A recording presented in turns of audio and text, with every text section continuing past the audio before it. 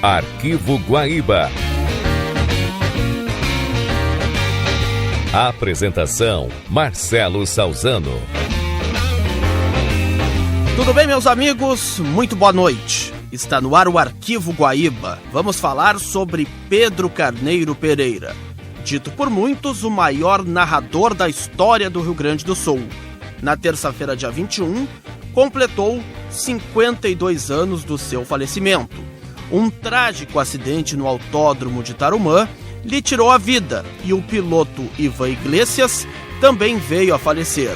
Vamos relembrar alguns momentos da sua trajetória marcante.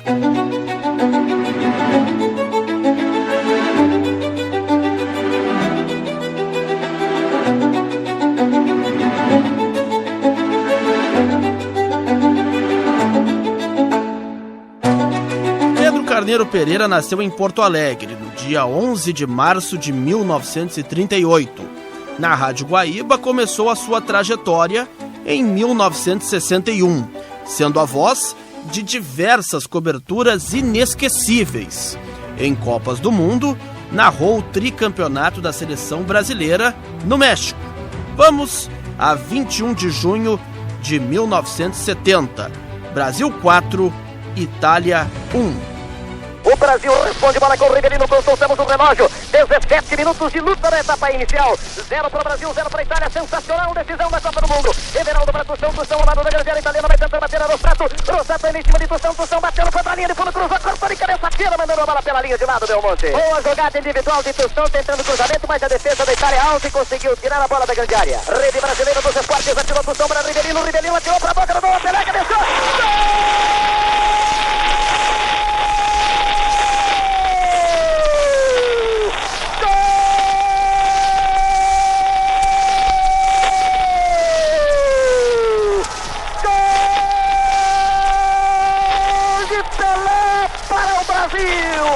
Subiu para num golpe seco de cabeça para baixo. Abrir o marcador no Estádio Azteca.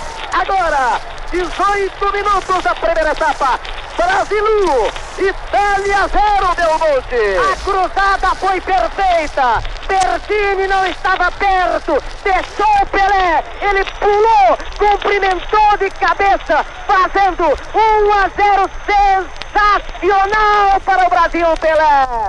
Ele tirou, bateu no adversário, rebote para Pelé, tentou a penetração na grande área, atenção, tentou o drible para o meio, afasta de qualquer maneira, tira para o meio de campo, rebote de bola ainda para Everaldo. Pelé estava patinando, tentando ajeitar o arremesso contra o gol de Albertossi. Everaldo para Piazza, Piazza trancando a jogada pela intermediária, mudando para Brito, Brito de cabeça para Clodoaldo, tinha um jogador atrás, Bonicem entrou livre, atenção, aparece Brito para cortar, saiu Félix, ficou Riva, tirou, gol da Itália!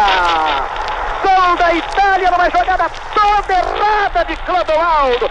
Não viu que Bonicem vinha por trás. Deu de calcanhar. E mesmo assim quase que a Itália não faz. Félix saiu do gol. Facilitou então para Gili Riva marcar. A 37 minutos de jogo. O gol de empate imerecido. Porque obtido quando o Brasil praticamente errava. Dando de presente a jogada, Luiz Fernando. Foi um verdadeiro presente que a defesa brasileira deu para a Itália. Que acabou aproveitando com essa troca de passes para trás que não resolvem. Pelé agora pediu calma ao time brasileiro que volta para dar a saída. Preparando-se para cobrar Gerson para o time do Brasil. Cobrou Gerson para Carlos Roberto dominou. Vai tentar outra jogada pelo flanco. Olhou para o meio. Não quer se aventurar por lá. Carlos Roberto tentou para Gerson. Dominou pelo meio. Gerson virou a jogada para Everaldo. Bom lance. Everaldo recebeu. Pode cruzar. Atenção de perna esquerda. Tem Jair colocado. Deu a Jair. Partiu pelo meio. Vai tentar bater a Faquete. Entregou para Gerson. Driblou. Tentou tirar para gol. Tirou. Gol!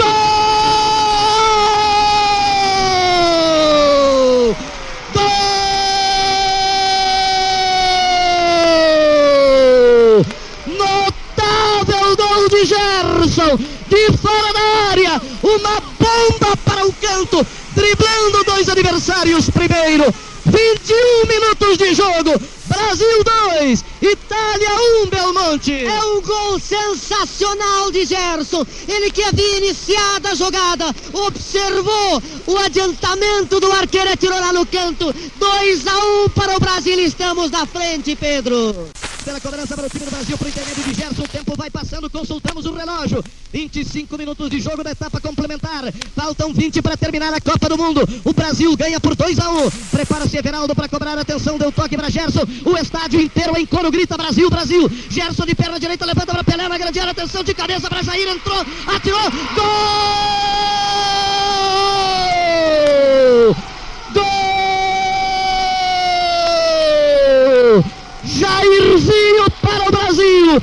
Cabeçada de Pelé para trás. Entrou Jair, nem pôde chutar propriamente, apenas escorou a bola. Quando os italianos vão reclamar do bandeirinho, o impedimento. De fato, me pareceu um pouco duvidosa a posição de Pelé quando partiu a jogada na sua direção pelo alto. Piazza tranca, recua para Clodoaldo. Clodoaldo, Pelé. Pelé está retardado, mandando para Gerson. A troca de passes ali é sempre perigosa. Clodoaldo bate 1, bate 2, bate 3. Uma notável jogada de Clodoaldo, bate 4 jogadores italianos. Prendendo a bola Clodoaldo, abrindo a Rivelino. Rivelino tentando o lançamento na frente. Lançou uma bola para Jair. Jair está pela ponta esquerda, dominou. Quer bater a Paquete, bateu. Adiantou para Pelé na linha da grande área. Olhou para Carlos Alberto, rolou. Pode bombardear. Atenção, atirou. Gol!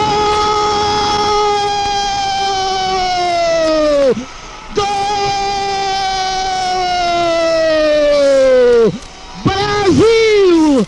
Tricampeão mundial de futebol! Pelé rolou para Carlos Alberto, entrou na corrida e bombardeou, sem chance de defesa para Albertossi. Brasil! Brasil! Tricampeão mundial de futebol! Agora não há mais nada, agora ninguém mais nos tira, Gilles Rimet. Carlos Alberto, a 41 minutos e meio, Brasil 4, Itália 1, é a goleada no Estádio Azteca.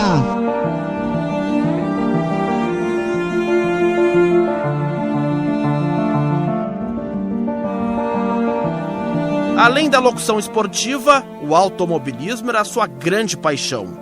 Em uma transmissão histórica no dia 11 de fevereiro de 1973, Pedrinho transmitiu ao lado de Armindo Antônio Ranzolin e João Carlos Belmonte a primeira corrida de Fórmula 1 realizada no Brasil.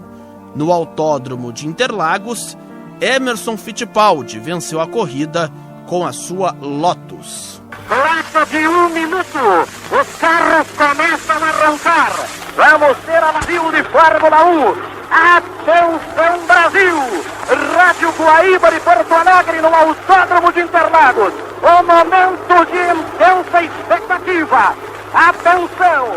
Os carros vão se movimentar primeiro lentamente, percorrendo 100 metros e depois acelerando para a largada. Emerson Fittipaldi se coloca em movimento, Ronnie Peterson acelera também. Atenção, os demais não chegam. Emerson vai dando arrancadas, vão alinhando os carros. Atenção, alinharam, ainda não foi baixada a bandeira. Os carros acelerando bem à nossa frente. Avança Regazzoni, já tentando se infiltrar, vai tentar.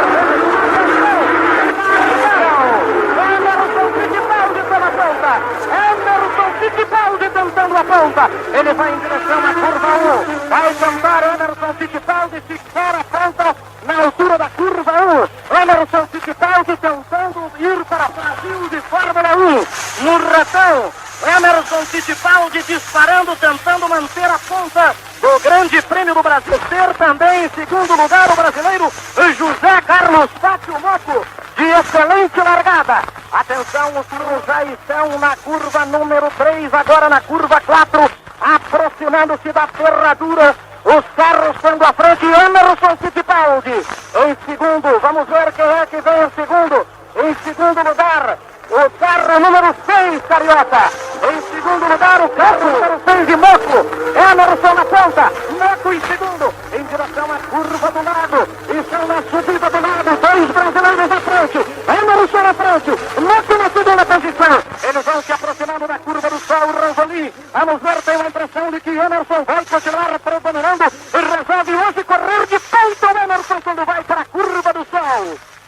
Os carros na curva do sol com Emerson Fittipaldi pontuando o Grande Prêmio do Brasil. Emerson Fittipaldi secundado pelo Moco. O terceiro carro ainda não foi identificado, poderemos identificá-lo a seguir.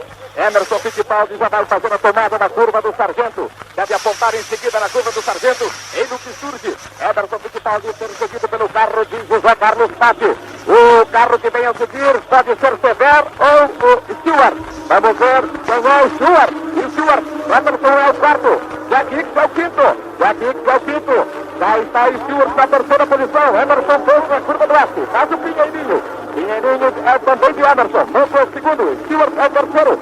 Ronnie Peterson é o quarto. Vai para a curva do cotovelo. Ali é 110 km horários. Emerson primeiro, Moco segundo. Stewart terceiro. Ronnie Peterson é o quarto. Jack Hicks é o quinto. Os 5 primeiros na Fórmula 1 do Grande Prêmio do Brasil. Foram para o mergulho. Agora na curva da junção. Daqui um pouquinho mais. Completarão a curva. Emerson primeiro, Moco segundo. E Stewart terceiro. Ronnie Peterson quarto. Jack Hicks o quinto. No Grande Prêmio do Brasil de Fórmula 1. Vão completar agora a curva e vão para a reta de chegada. Pedro Carneiro Pereira. Emerson Fittipaldi vai completar a primeira volta na ponta. Ele está sendo perseguido pelo brasileiro. E José Carlos Patti na primeira colocação. Em terceiro, Jack Stewart. Na curva número 1 de Interlagos. Emerson Fittipaldi na ponta. O Brasil o primeiro no segundo lugar. Não foi em segundo. Em terceiro, Stewart. Vão para o retão. Emerson disparando. A diferença de Emerson para Moco, cerca de 100 metros aproximadamente. Em direção à curva 3 no final do retão. Emerson Fittipaldi na frente. O Moco em segundo. E Stewart aproximando-se de Moco, mas Moco tem uma diferença de cerca de 50 metros. Pedro, Sim. Wilson Fittipaldi no boxe. O Wilson Fittipaldi para no box. Quando estão se aproximando da ferradura, Emerson Fittipaldi na frente, Moco correndo em segundo. E Stewart em terceiro está sendo ameaçado na quarta posição por Ronnie Peterson. Ronnie Peterson aproximando-se de Jack Stewart. Emerson folgando na ponta, perseguido por José Carlos Patti no Brasil na segunda colocação. Emerson Fittipaldi é o líder do Grande Prêmio do Brasil. Atenção! Vamos aguardar a entrada na reta de Emerson Fittipaldi. O líder, provável ganhador, apontou Emerson. O público levanta. Ele vai para a última volta em Interlagos. Antes vai ultrapassando a Nick Lauda, retardatário. Emerson Fittipaldi na última volta em Interlagos. Vai vencer a segunda prova do Campeonato do Mundo. Emerson Fittipaldi na curva 1. Emerson Fittipaldi na curva 2. Emerson Fittipaldi no retão. É Fittipaldi, minha gente. Este país tem pressa. Emerson Fittipaldi no retão. O público de pé em Interlagos acompanhando a volta final. Lá vai ele se aproximando da curva 3. A Lotus preto e dourada reluzindo nesse sol quente do Brasil. Emerson Fittipaldi em pleno mês de fevereiro, às 3 horas da tarde, vencendo ao calor, vencendo aos adversários. Emerson Fittipaldi acercando-se na ferradura. O campeão do mundo temporada de 72. Escrevendo nova história brilhante para o automobilismo brasileiro em 73. Emerson Fittipaldi fazendo a ferradura. Emerson Fittipaldi se aproximando da subida do lago. Emerson Fittipaldi vai agora lá na subida do lago. Ultrapassou um retardatário. Eu não vejo movimento de bandeira. Tenho a impressão de que quando ele passar é que entrará na última volta. Não sei, estou com o olho no Emerson, outro na bandeira. Não tenho bem certeza. De qualquer forma, Emerson Fittipaldi está em direção agora à curva do sol, Ranzolin. Emerson Fittipaldi completando a curva do sol. Emerson Fittipaldi vai para a vitória no Grande Prêmio do Brasil. Mais um Grand Prix para a coleção de Emerson Fittipaldi. Ele vai para a curva do Sargento. Completa a curva do Sargento. Emerson Fittipaldi em menor velocidade. Agora a abertura.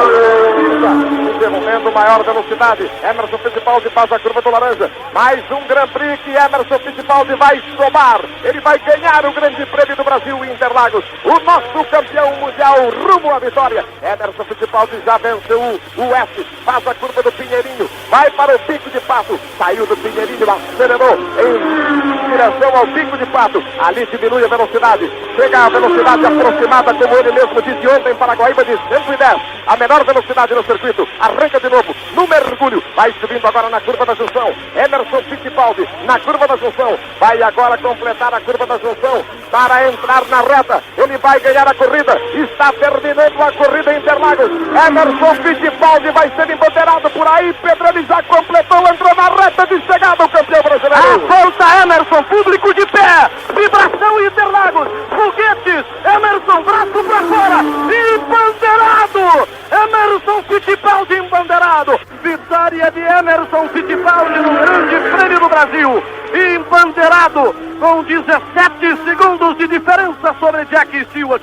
Uma vitória total, de ponta a ponta, arrancou na ponta, mostrando que sabe largar também, especialmente quando está acossado nos seus brios, como estava pelo companheiro de equipe Ronnie Peterson, que tinha marcado o melhor tempo de volta nas tomadas. Emerson foi para a ponta, atacado primeiro por José Carlos Patti e depois apenas seguido por Jack Stewart, que limitou-se a correr pela segunda colocação. Emerson, o grande ganhador do Grande Prêmio do Brasil. Emerson Fittipaldi fazendo a volta olímpica, acenando para o público em Interlagos. Aqui está ele fazendo a curva da ferradura em baixa velocidade, tranquilo, o ídolo dos brasileiros, o Emerson Fittipaldi, que aqui, diante desta multidão, no primeiro Grande Prêmio valendo pontos realizado no Brasil, deu esta satisfação para todos nós, ganhando, e mais do que ganhando, mostrando a sua categoria, a sua tranquilidade de grande piloto. Lá vai ele pela reta oposta, Ranzolin, vai fazer a curva do sol, é a volta olímpica do nosso campeão. Eu chamo, quando passar aqui, o terceiro colocado, Dennis Hulme, Ranzolin. É a volta da vitória do campeão mundial, do brasileiro campeão Emerson Fittipaldi. Atenção, Ranzolin, embandeirado Dennis Hulme, o terceiro colocado no Grande Prêmio do Brasil. Acenos para Emerson Fittipaldi aqui pelo miolo. O público todo de pé em Interlagos. Milhares e milhares de pessoas, milhares e milhares de acenos para Emerson Fittipaldi. Que a sua vitória aqui, Emerson, se repita nos outros autódromos no mundo todo nesta temporada de 1973. É o Brasil com o seu campeão mundial, Emerson Fittipaldi, com mais uma vitória. Ele vai para o mergulho, vai para a curva da junção. O Brasil venceu mais uma. Emerson Fittipaldi já tem 18 pontos em duas provas do Campeonato Mundial de 1973. Cobertura completa da Guaíba, com sua equipe aqui em Interlagos, em São Paulo, desde sexta-feira, desde os primeiros treinos oficiais. Emerson Fittipaldi completa a sua volta da vitória. Aí vai o campeão, Pedro. Um espetáculo indescritível, eu olhar para a arquibancada e ver milhares de bandeiras, acenos do público. A Maria Helena está bem aqui à minha frente, esperando o seu marido campeão. Aqui está ele, Emerson, abana para o público, vai parando o seu carro. Colin Chapman é o primeiro a abraçar Emerson Fittipaldi. Ele nem pôde ainda tirar o capacete. Está ali Colin Chapman, o diretor da equipe, que hoje deve ter se convencido definitivamente que esse é um piloto fora de série. Bom, há muitos. Fora de série é ele, com cabeça, com calma, com tranquilidade. Hoje correu de ponta a ponta, vencendo o Grande Prêmio Brasil, sagrando-se campeão da primeira prova, valendo pontos pelo lado em nosso território. Já sem capacete, Emerson Fittipaldi abraça os seus mecânicos. Está ali também Maria Helena, a Maria Helena com seu chapéu escuro tradicional. Emerson Fittipaldi abraçando os mecânicos, vibrando, sorrindo de satisfação. Toma água agora, estou me alcançando uma garrafa d'água. Ele está tomando numa garrafa azul um pouco de água para refrescar a garganta, que esteve seca durante a corrida. Lá está ele beijando a sua esposa, Emerson Fittipaldi, extraordinário vencedor do Grande Prêmio do Brasil. Está ele agora cercado pelos policiais para não ser abafado. Emerson Fittipaldi bem à nossa frente, já se preparando para subir no pódio. Já vai lá para o meio da pista, vai subir no pódio o campeão do mundo do ano passado, Emerson Fittipaldi, acena com a bandeira brasileira, nas mãos. Um espetáculo magnífico, um espetáculo de trazer lágrimas aos olhos para todos. O novo ídolo deste povo que tem pressa, desse povo que luta. Olha a torcida. Aí vai a Maria Helena levando água para o campeão mundial. Ô Maria Helena, a Maria Helena pode falar pra gente. Que grande emoção. Agora você pode falar tranquilamente. Agora eu posso. Você sabe o que é? Eu não quis ser mal educada. Antes, pediram o que eu achava, eu não queria falar nada. A gente sempre acha um pouquinho mais forte. Eu estou muito contente e muito orgulhosa. Ele deu uma de campeão, mesmo. Foi uma grande corrida, sensacional, né? Ponta a ponta, isso é corrida mesmo. Mas olha o champanhe aí, olha aí. Olha o champanhe, o Emerson Fittipaldi. Que coisa maravilhosa. Vai lá, Maria Helena. Emerson, o calor prejudicou ou não, Emerson? Não tive problema, graças a Deus o carro estava muito bem, só a água que estava um pouco quente, estava 100 graus mais ou menos a temperatura. E o Rony que não teve muita sorte, né? O Rony eu não sei o que aconteceu, parece que deu uma rodopiada, né? Fala mais aí, pode falar à vontade. Estou muito contente com a vitória, graças a Deus o carro, a corrida toda não tive problema nenhum. E apesar do calor, foi tudo bem, não tive galho nenhum de pneu, de temperatura de água, nada, foi tudo bem, graças a Deus. Teve muito boxe nessa corrida, hein, Everton? Teve boxe de montão, né? Eu desde o começo da corrida estava procurando andar com o motor a 10 mil rotações, em vez de a mais de...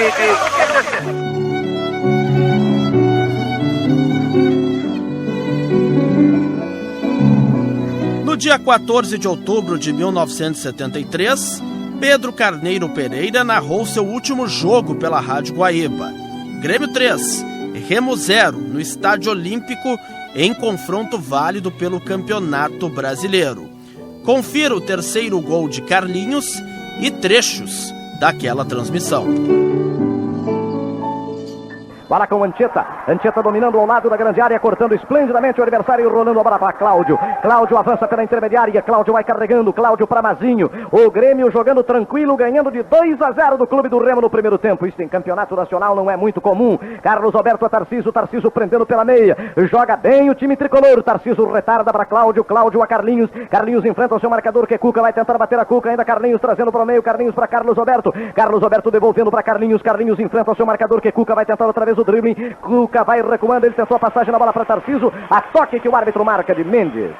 O Tarcísio corria para receber o lançamento que estava ali fazendo o jogador Carlinhos, quando houve o toque, bem assinalado pelo juiz, pelo bandeirinha e confirmado pelo juiz. Quando você precisar, Ipiranga está perto. Amigo é para essas coisas. Vamos ter a cobrança para o time do Grêmio. Quem é que está lá? Cláudio e Loivo. Deve ser o Loivo de novo, né? Estão lá Cláudio e Loivo. É Loivo que vai outra vez tentar a mesma cobrança. Da vez anterior estou forte no canto. Preparando-se Loivo, atenção, autorizado pelo juiz. Partiu Loivo, perna esquerda, tirou para o canto, defendeu. Ele chuta bem, é de longe, a bola vem com força. Ele chuta muito bem, porque usando o pé esquerdo lá da direita e com pouca gente na barreira, ele tem facilidades. Até agora acertou todas no golo. Aranha na direção de seu companheiro que Elias. Elias devolveu o enforcado para Aranha. Aranha conseguiu para Swing. Swing lutando contra Everaldo. Entrou para cortar para o time do Grêmio. Loivo, o árbitro marcou. Falta de Loivo sobre Swing. Eu concordo com vocês com relação ao chute do Loivo. Só não tem malícia. Vocês observem que aquele anterior foi a mesma coisa que esse aí. O goleiro já sabe, é telegrafado o chute. Bola pelo meio de campo, um instantinho, Hélio Fagundes, bola com Elias, Elias para Aranha, Aranha para Swing, Swing pela intermediária, Swing vai partindo para o campo de frente, está pela intermediária, é o jogador mais lúcido do Clube do Remo, ainda Swing, Swing rolando no meio para Alcino, o grandalhão tentando bater a Carlos Alberto, dando velocidade, tocou agora para a ponta esquerda, Freitas, Freitas apanha, tenta bater o seu marcador que é Cláudio, Cláudio cercando, ele atrasa para Cuca, o lateral esquerdo devolve para Freitas, o bandeirinha está marcando impedimento, o juiz ficou olhando para a bandeira, esperando que o bandeira marcasse para então confirmar. Rádio Guaíba de Porto Alegre comandando a rede Ipiranga dos Esportes, bola retardada no meio de campo por Tarcísio na direção de seu goleiro que é Carlos Alberto. Carlos Alberto lançou na frente para Carlinhos, o bandeirinha está marcando o impedimento de Carlinhos. E é verdade que quando um juiz começa a brigar com o seu auxiliar fica difícil. A gente nota a perturbação do senhor von Mengen, depois de em duas oportunidades não ter as suas sinalizações ratificadas pelo árbitro Sebastião Rufino. Há um nítido desentendimento no que tange a arbitragem entre o senhor Sebastião Rufino e o seu auxiliar José Carlos von Mengen. Para com Beto, Beto dominando pela zaga, Beto tocando na direção de Everaldo, Everaldo rolando para Paulo Sérgio vai se acercando do divisório do campo ainda Paulo Sérgio tocou para Tarcísio, Tarcísio enganava bem o primeiro homem, lutou contra a Aranha, perdeu a bola, o árbitro está marcando, falta de Aranha sobre Tarcísio pela ponta esquerda de ataque do Grêmio. E o Tarcísio não gostou, porque a falta do Homem-Aranha foi vencida, né? Ele já tinha passado pelo jogador. Sebastião Rufino em Porto Alegre positivamente não dá sorte. Vamos ter a cobrança por intermédio de Everaldo. Cobra Everaldo e cobra mal, entra cortando Elias para o time do Clube do Remo. Avançando Elias pela intermediária, prepara-se para fazer o lançamento em profundidade. Ainda Elias preferiu deixar para Caíto pelo meio de campo. Caíto lutando contra Loivo. Loivo acaba derrubando o jogador do Clube do Remo. O árbitro marca a falta pela divisória. Vamos ter a cobrança por intermédio de Elias. Cobrou Elias para Mendes. Não, quem domina pelo outro lado é Rui. O zagueiro vai se destacando, partindo para o campo de frente. Não, é Mendes mesmo. Rui ficou pela direita. Mendes rolou, cortou parcialmente. Anchieta, rebote de bola para Paulo Sérgio. Paulo Sérgio tocando para Everaldo. Everaldo recolhe e adiantou outra vez para Paulo Paulo Sérgio da intermediária, vai para o meio de campo, ainda Paulo Sérgio para Carlos Roberto preparando-se para fazer o lançamento, lança Carlos Roberto para Carlinhos, antecipação de Cuca, sobe para o Grêmio, recuperando em excelente jogada, Mazinho de cabeça para Carlinhos coloca na grama, tentando bater a Cuca, perdeu, tentou recuperar, entrou Luiz Cláudio auxiliando o companheiro, Luiz Cláudio atrasa na direção de Mendes faz a batida de perna direita para o lateral Cuca recolhe junto à linha de lado, lança em profundidade pelo alto para Swing vai correr, marcando por Anchieta, caem os dois, a pelota fica no gramado, levanta-se primeiro Swing, o árbitro estava interrompendo, marcando, empurrão de Swing sobre Anchieta, fica caído o zagueiro central do time do Grêmio, quando o sinal está marcando 40 minutos de jogo no primeiro tempo, Grêmio 2-0 sobre o Remo. O Aloysio Brasil, o técnico, mudou, botou agora o Rui pelo lado direito da zaga e o Mendes pelo lado esquerdo. Vamos ver o Edgar Schmidt em Teresina, no Piauí. Se aproveita a interrupção do jogo em Porto Alegre para algumas informações sobre o jogo internacional em Tiradentes. A verdade é que dentro de 5 minutos vocês poderão com mais calma falar daí. Melhor, acho que é melhor, né, Pedro? Ao final do primeiro tempo eu entro daqui com as duas escalações, já que o jogo começará apenas às 4h30. Ok, Edgar, bola com Everaldo dominando pela intermediária, Everaldo vai para o meio de campo, Everaldo alonga para Tarciso não pôde dominar, o passe foi envenenado, a bola se perdeu pela linha de lado. É lance de lado para o time do Clube do Remo. Movimentação de Rui para Elias para Caíto trabalhando pelo centro de campo, Caíto preparando-se para fazer o lançamento, ainda carregando Caíto olhou para a direita, Aranha desistiu, preferiu retardar a bola para Rui, vai carregando Swing pelo meio de campo, 41, Swing prendendo, Swing vai tentar o lançamento para o interior da grande área, tentou agora para direto pela linha de fundo, é tiro de meta, Lupe. E o Picasso fica aquecendo sozinho porque está tendo muito pouco trabalho nessa partida. Desta vez o Swing, numa das poucas oportunidades do Remo, experimentou um chute de fora da área, mas completamente torto, longe da meta de Picasso. Lançamento feito em profundidade para Tarciso, o bandeirinha está marcando impedimento e o árbitro confirma. Acho que botaram o Ruim de ponta direita agora, hein? O Luiz Cláudio, número 10, para não tirar do time, botaram de ponta direita. Não joga nada esse número 10. Bola com Elias está pela intermediária, Elias fazendo o lançamento na direção de Caíto prende, marcado por Paulo Sérgio, tentando fugir da marcação de Paulo Sérgio, ainda Caíto trabalhando, tentando fazer o lançamento em profundidade para o Sino, sobe e corta de cabeça Anchieta para Carlos Roberto prendendo, Carlos Roberto adiantando para Loivo recolhe, vai embora Loivo acercando-se do meio de campo, agora tendo velocidade, batendo a Caíto, tentando rolar para Everaldo, foi atingido na perna esquerda o jogador Loivo, fica sentindo a perna direita, aliás, bola dominada na zaga por Aranha para Luiz Cláudio, 42, Luiz Cláudio vai para a divisória do campo, o preferido do Lauro, chegando até a divisória do gramado, ainda o número 10, dando toque de perna esquerda atrás na direção do Elias prende, Elias avança, vai chegando até a intermediária, ainda carregando o Elias deu para Caíto prende, o time do Clube do Remo tocando a bola pelo meio de campo, passe agora para o Sino, Loivo cai de novo, já estava machucado, agora parece que se machuca definitivamente, pelo menos de forma a provocar a intervenção do departamento médico. Bom, em menos de 2 minutos, 2 batidas na perna, o Loivo desse jeito vai ter que acabar saindo mesmo, embora ele caia com muita facilidade, dessa vez parece que foi atingido. Olha, o Mazinho estava deitando e rolando nessa partida para cima do Luiz Cláudio, número 10. O Mazinho pela direita do Grêmio e o Luiz Cláudio pela meia esquerda do Remo. Só reclamando, fazendo gesto, o número 10 não joga nada. Agora não vai ter refresco o Mazinho, porque foi o Swing, número 7, que estava aqui perdido na ponta direita com a sua experiência, para cima do Mazinho. Está lá na meia esquerda do Remo o Swing. E o Luiz Cláudio, que eu disse, não joga nada, veio aqui para a ponta direita, está cada vez mais perto da linha marginal do campo. Agora, mais culpado é o Aloysio Brasil, né, Lauro? Deixa o Swing, um jogador experiente na ponta direita esquecido, e bota o Luiz Cláudio antes na meia cancha. É, mais culpado porque ele já conhece o Luiz Cláudio há tempo. Eu estou conhecendo agora e estou vendo que é isso aí, né?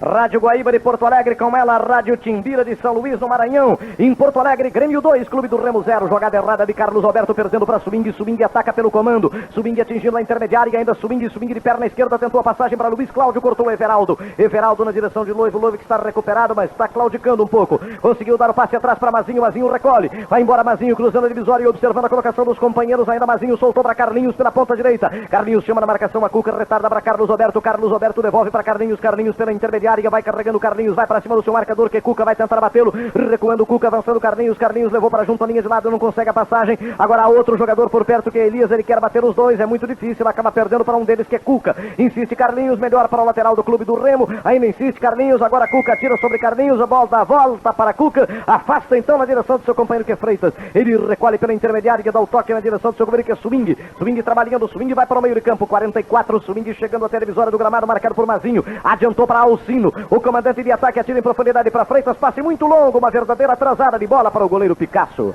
Apanha Picasso para Everaldo, vai terminar o primeiro tempo em Porto Alegre. Vitória do Grêmio por 2-0. Vai lá com Paulo Sérgio chegando na divisória do gramado, o árbitro trila o apito. Termina o primeiro tempo de jogo no Estádio Olímpico. Vitória parcial do Grêmio 2-0 sobre o Clube do Remo de Belém do Pará. Quem prefere os postos Ipiranga tem amigos por toda parte. Colocando-se as duas equipes em Porto Alegre, Grêmio e Clube do Remo para o segundo tempo. E o Remo voltou com ruindade, aquele 10 na ponta direita, agora fixo na ponta direita e pronto para sair ali, qualquer coisa ele já sai direto. Ouvem a Rádio Guaíba de Porto Alegre, comandando a rede Ipiranga dos Esportes. Estamos falando do Estádio Olímpico e também de Teresina na cobertura de Internacional e Tiradentes. Hélio Fagundes voltará dentro de instantes para a narração do primeiro tempo de jogo Internacional e Tiradentes pelo Campeonato Nacional. Aqui o Grêmio parece que liquidou o Clube do Remo no primeiro tempo. Iniciada a etapa complementar. Saída para o time de Belém do Pará. Lançamento de Aranha na direita para Luiz Cláudio. Luiz Cláudio vindo para trás. Ainda Luiz Cláudio trabalhando. Luiz Cláudio retardou no meio de campo na direção do seu companheiro que é Rui. Ele prende, marcado por Tarcísio, é Swing. Swing, camiseta número 7. Swing retardando para Elias. Elias dando toque para Alcino. Alcino recolhe pela meia esquerda. Alcino vai tentar fazer a sua jogada. É marcado por Mazinho. Retarda para Elias. Elias prendendo pelo meio de campo. Elias dando toque para o ponteiro esquerdo. Freitas. Freitas recebe a carga de Cláudio. Retarda outra vez para Elias. Elias prende. Está um pouco adiante da divisória e mandou para Swing pelo meio. Swing é policiado por Carlos Roberto. Carlos Roberto ainda marcando. Swing tentou na frente. Corta Anchieta em bonita antecipação. Anchieta para Mazinho. Mazinho para Carlos Roberto. Carlos Roberto trabalhando pela intermediária. Carlos Roberto para Mazinho. Mazinho tentou atirar nas pernas de Alcino pelo meio das pernas. Bateu em Alcino. Ficou para Carlinhos. Carlinhos para Mazinho. Mazinho organizando a jogada pela meia direita. Mazinho vai correndo, atravessando o gramado. Ainda Mazinho. Mazinho mudou a jogada lá na esquerda para Everaldo. Everaldo recolhe. Everaldo está sobre a divisória. Rasteiro para Carlos Roberto. Carlos Roberto prende. Carlos Roberto rola na direção do seu companheiro que é Mazinho. Mazinho prendeu pela intermediária. Mandou a Tarcísio. Devolução ao contrário. Mazinho para Tarcísio. Entra para cortar o lateral esquerdo Cuca. Toca a pelota na direção de Elias. Elias prende pela intermediária. Elias no meio na direção do seu companheiro que é Mendes. O grandalhão zagueiro camiseta número 3 vai chegando até a divisória do gramado. É marcado por Carlos Roberto ainda prendendo o número 3 Mendes. Mendes vai fazer o lançamento para o campo de frente retendo a pelota pelo meio de campo ainda Mendes. Mendes vai levando pela meia direita. Tentou o lançamento para a grande área em profundidade. Vai sair Picasso com a cobertura de Anchieta. A pelota é tranquila para o goleiro. Ele com o pé vai conduzindo-a para o limite da grande área. Agora com as mãos manda Picasso para Mazinho. Mazinho tentando atirar sobre o adversário que Elias. Ficou o rebote de bola favorável a Freitas. Freitas para Elias. Elias a Freitas. Boa jogada. Avança o ponteiro esquerdo sobre a marcação de Cláudio. Vai tentar bater o Cláudio. Cerca melhor para Freitas. Freitas retarda para Elias. Elias pela intermediária. Elias para Swing. Swing atraindo a marcação de Carlos Roberto. Rolou no meio na direção do seu goleiro que é Caíto. Caíto entrando, lutando contra Carlos Roberto. Bateu em Anchieta. Voltou para Caíto. Foi para a área. Quando Carlos Roberto recua na direção de Picasso. Caíto caía na meia-lua da grande área, Belmonte. E ele ficou reclamando falta, mas acontece que ele adiantou demais a bola, perdeu o equilíbrio, chocou-se, não houve nada, estava certo o juiz da partida não marcando.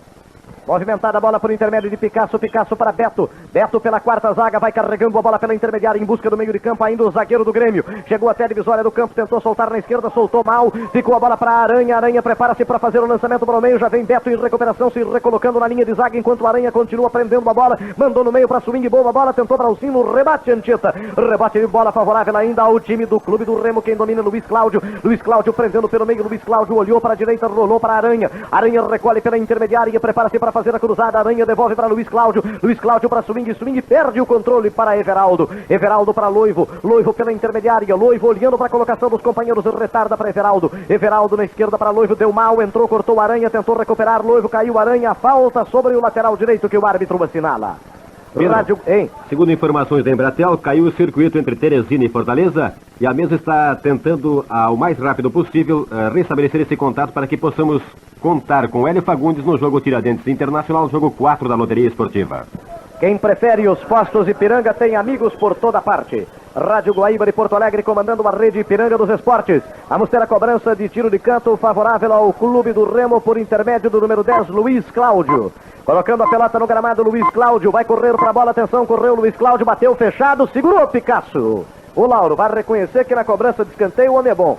Ah bom, ao menos isso ele sabe fazer, o Luiz Cláudio. Lateral, ele cobra bem, escanteio cobra bem. Olha, tá bom o negócio pro Remo, pro Grêmio, porque o Remo vem pra cima e tá se abrindo. Não tem condições de fazer gol, não tem teoricamente condições de fazer gol e pode dar maior espaço ao Grêmio para ampliar o placar. Com a Guaíba Rádio Timbiras de São Luís do Maranhão. Prepara-se Cláudio para mandar para o campo de frente. Levanta Cláudio para Tarcísio. Quer dominar, não consegue. Estende a perna. Fica sentido, não houve nada. A bola é dominada por Mendes. Mendes adianta na direção do seu companheiro, que é Caíto. Caíto prendendo pelo meio do terreno. Caíto vai fazer o lançamento para o campo de ataque. Ainda Caíto. Caíto lançou em profundidade para Alcino. Cobertura de Beto. Alcino conseguiu recuperar a posse da bola, mas perdeu para Loivo. Ainda recupera Alcino. Alcino trazendo pelo meio. Alcino prendendo perna esquerda, tentando o lançamento para Freitas. Bonita a bola, mas o bandeirinha está marcando. Impedimento de Freitas, que fica reclamando. Loteria.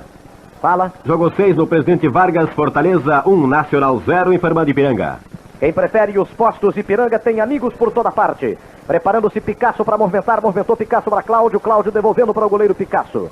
Picasso com a bola dentro da grande área. Pode ser que não aumente o placar porque o Grêmio está desinteressado. Aí tá tocando bola, não tem pressa. Tá certo, 2-0. O campeonato nacional é longo para Chuchu. Bola com Loivo. Loivo prendendo pela meia esquerda. Loivo olhou para Everaldo. Tentou a bola para Everaldo. Girou bem o corpo para Everaldo. Fez jogada de atacante. Chegando na linha de fundo. Preparando a cruzada. Levantou para a boca do gol. Cresceu Carlinhos. Gol!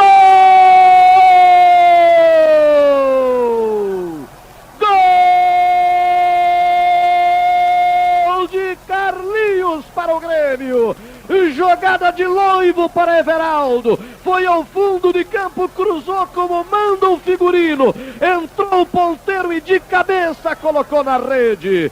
28 minutos de jogo no segundo tempo. Grêmio 3, Clube do Remo 0, Lupe. Um lance belíssimo, uma jogada de campeão do mundo do Everaldo com esforço. Ele conseguiu dominar a bola pela ponta esquerda com a marcação do Aranha. A pelota estava quase na risca da linha de fundo. Ele conseguiu fazer o cruzamento dentro da área. O Cuca tentou afastar de cabeça, errou em bola. Carlinhos com precisão, entrava pelo miolo, mandou para o fundo das redes. O arqueiro saltou, o Dico não conseguiu tocar na bola. 3-0 para o Grêmio contra o Remo. 20 de outubro de 1973. Na programação da Rádio Guaíba, o último comentário de Pedro Carneiro Pereira.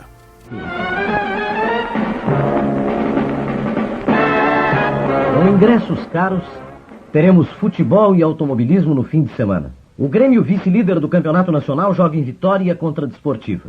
Time por time, a gente até poderia cantar antecipadamente a vitória dos tricolores. Mas como o jogo é fora, as coisas se complicam, até o ponto da gente concluir que o empate seria um ótimo negócio. Como foi bom negócio o empate com o Rio Negro na quinta-feira.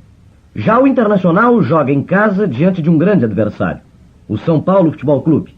Com uma campanha bastante irregular, os colorados vão tentar uma vitória, que apesar do jogo ser em casa, não deverá ser fácil. Quer dizer, para faturar, ele usa de 2 expedientes. Toma dinheiro do público e toma dinheiro dos corredores.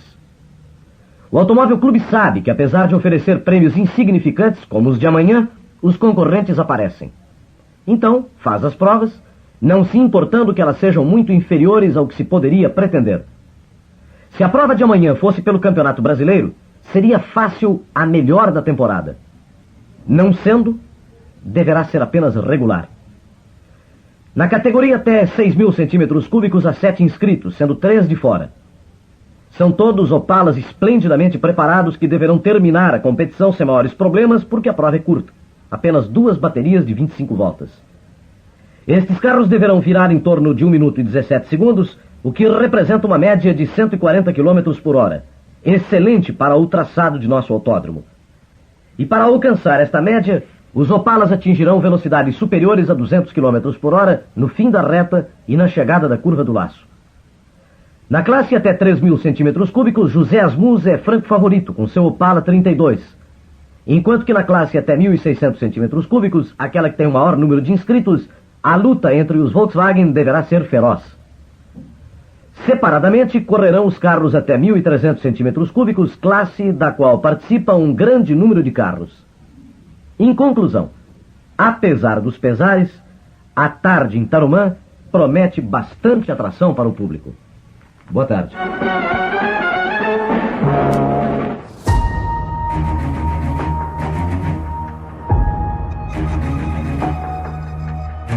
Chegamos ao fatídico 21 de outubro de 1973. A Guaíba transmitia Inter e São Paulo no Beira-Rio com o comando de Armindo Antônio Ranzolin e Desportiva, Ferroviária e Grêmio com Milton Jung no Espírito Santo. e um posto no Autódromo de Tarumã com Clóvis Rezende, informando antes dos jogos o trágico acidente.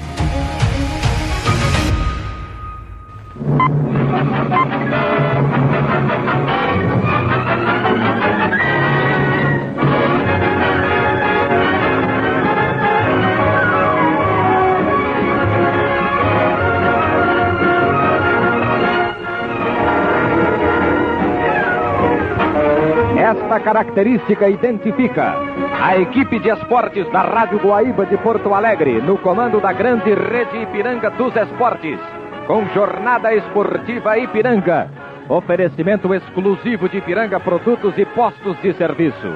Jornada Esportiva Ipiranga gostará hoje da cobertura de mais uma rodada do Campeonato Nacional de Futebol. Aqui no Beira-Rio, em Porto Alegre, Internacional e São Paulo. Narração deste locutor, comentários de Rui Carlos Osterman, reportagens de João Carlos Belmonte e Lazier Martins, parte técnica confiada ao Cides Krebs, chefe de externas da Rádio Guaíba, Celso Costa e Délcio Kaiser. Em Vitória, capital do Espírito Santo, Grêmio e Desportiva Ferroviária, narração de Milton Ferretti Jung, comentários Lauro Quadros, reportagens Lupe Martins, assistência técnica de José Krebs. Em Tarumã, Clóvis Rezende, Alfredo Carioca Oliveira e Elton Jäger estarão acompanhando as provas desta tarde pelo Campeonato Gaúcho de Turismo. Assistência técnica de Luiz Pirré, João Henrique Lopes, recepção na frequência modulada Hélio Custódio.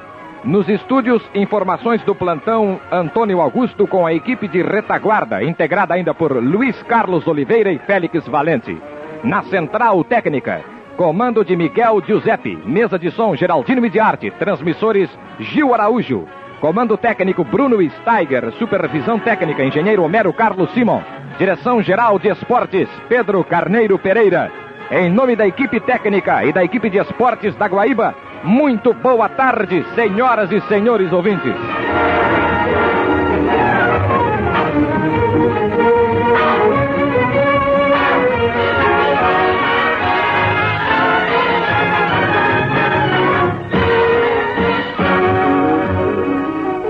Para ter certeza, prefira Ipiranga. Que domingo bonito. Um belíssimo sol, não há uma nuvem no céu, um céu azul, um pouco de nebulosidade, temperatura agradável, no sol chega até a temperatura estar um pouco elevada. É um belíssimo domingo, um domingo que convida ao futebol ao ar livre.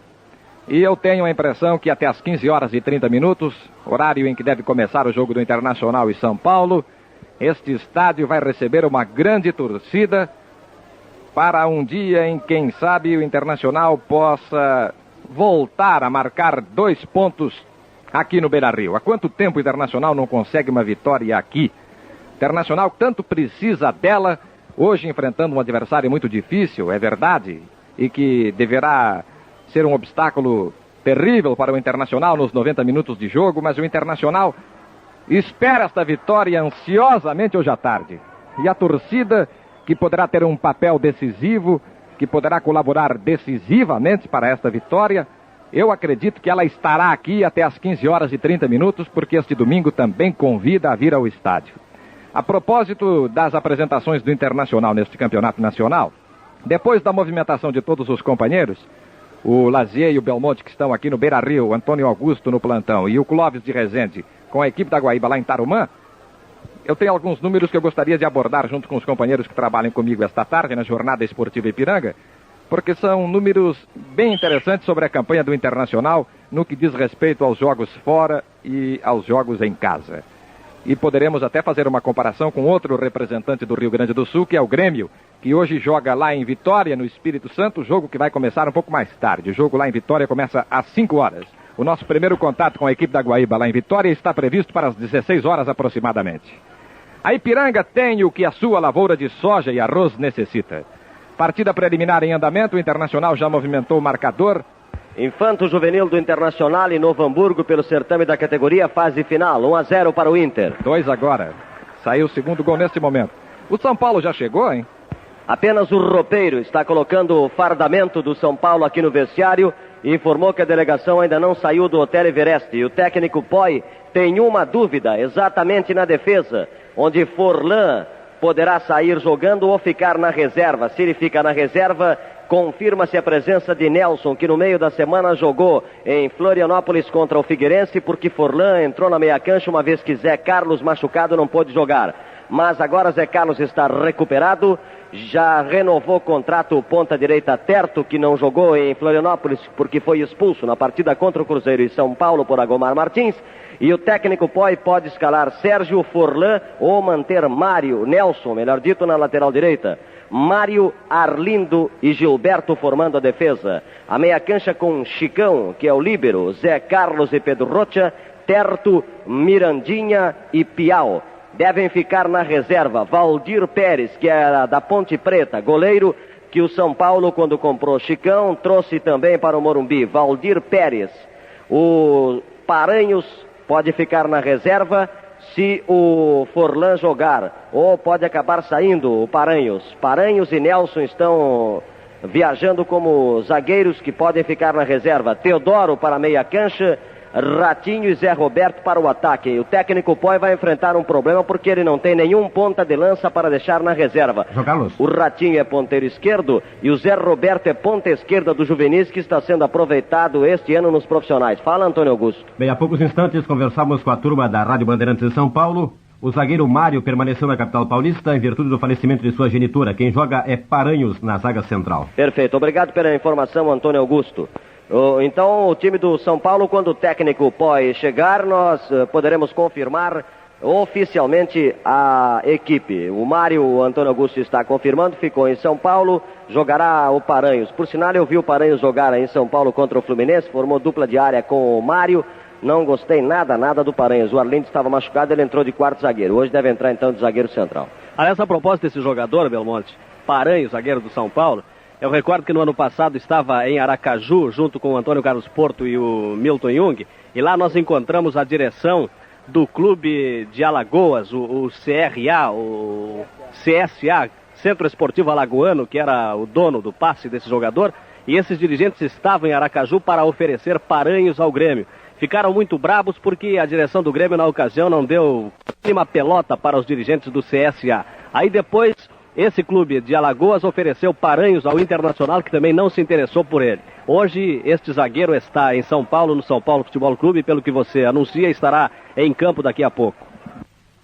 Bom, Belmonte, se você me permite, vou dar também as informações do lado do Internacional. Nós não temos ainda a confirmação da equipe, mas ela é aquela fornecida ontem à noite pelo técnico Dino Sani, e tão logo o Dino desça para o vestiário, nós a estaremos confirmando.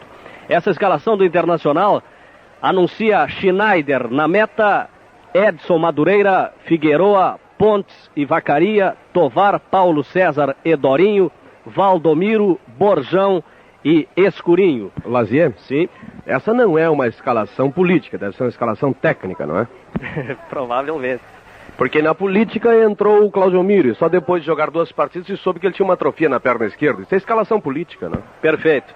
Este assunto, eu lhe confesso, eu gostaria tanto de abordar a fundo com o Dr. Horácio Costa Borges, mas lamento que o médico do Internacional não possa prestar declarações publicamente aos microfones, porque o Dr. Gildo Russovski chama a si a responsabilidade de prestar informações a respeito de jogadores lesionados, ainda mais casos crônicos como este do Cláudio Miro.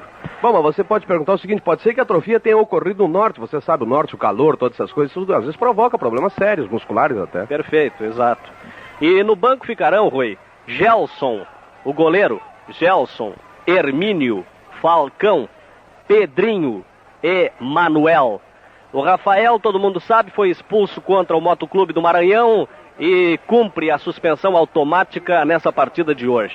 Ontem pela manhã, aqui no estádio Beira-Rio, conversando com o Dino Sani, eu pude apurar que a pena de multa aplicada pela direção do Internacional a Rafael foi convertida na supressão da gratificação. Isto é, Rafael não mais será multado em 60%, ficando apenas punido com o não recebimento do bicho pela vitória contra o Motoclube. Me parece que foi na ocasião 700 cruzeiros de bicho. O Rafael não recebe o bicho e a pena fica por isso mesmo. E o Figueiredo recebe um só ou recebe em dobro? Deve receber apenas o dele.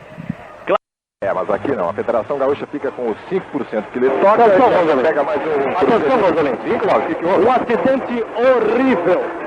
Um acidente horrível, friso lamentável em Tarumã. Quase o repórter não tem condições de descrevê-lo, Rosalém. No retão, quando 2 carros tentavam a ultrapassagem. Quando passavam justamente na frente do posto de cronometragem, as cabines, os 2 carros chocaram-se contra a cerca e explodiram. Ô Clóvis, que bateria estava sendo realizada agora? Iniciou-se nesse momento a primeira bateria para os carros da classe B, C e D. Neste momento, eu tenho a infeliz oportunidade de presenciar um segundo lamentável acidente em Tarumã. O primeiro com aquele piloto falecido. Agora resta, Ranzolin, saber quais os resultados deste acidente. Clóvis. Lá estão os 2 carros em chamas, muita gente em torno dos 2 carros. É o pavor que tomou conta de Tarumã e também deste repórter. Ô Clóvis. Infelizmente registra, Ranzolin, esse fato lamentável. Que Deus queira tudo corra bem. Ok, Cláudio, faz o seguinte, se movimenta por Tarumã e volta com as informações, com a identificação dos carros envolvidos neste acidente, aí no retão, frente aos boxes, na largada da primeira bateria das classes B, C e D. Bola com Tovar pela metade do terreno. Rosolém. Sim, Antônio Augusto. Atenção, a Rádio Guaíba lamenta informar que hoje à tarde, quando se realizava a primeira bateria da prova para carros de turismo, ocorreu um sério acidente envolvendo 2 carros. Do acidente, resultaram mortos os pilotos Nelson Iglesias e Pedro Carneiro Pereira, titular de esportes da Rádio Guaíba. Bem, esse tipo de informação nós não estávamos preparados para receber. O Pedrinho corre há tanto tempo, morre tanta gente nos autódromos, mas nós sempre imaginamos que com o Pedrinho isso não aconteceria. Confesso para os ouvintes da Rádio Guaíba que não há a menor condição para que nosso trabalho prossiga. A partir desse momento, o Departamento de Esportes da Rádio Guaíba hoje vai encerrar as suas atividades. Nós não transmitiremos o jogo do Internacional em São Paulo, nem o jogo do Grêmio contra a Desportiva Ferroviária. Vamos colocar um ponto final na participação do Departamento de Esportes da Rádio Guaíba nesta jornada esportiva Ipiranga e nesta transmissão aqui do Beira-Rio. Emissoras brasileiras de ondas médias e curtas da Rádio Guaíba de Porto Alegre.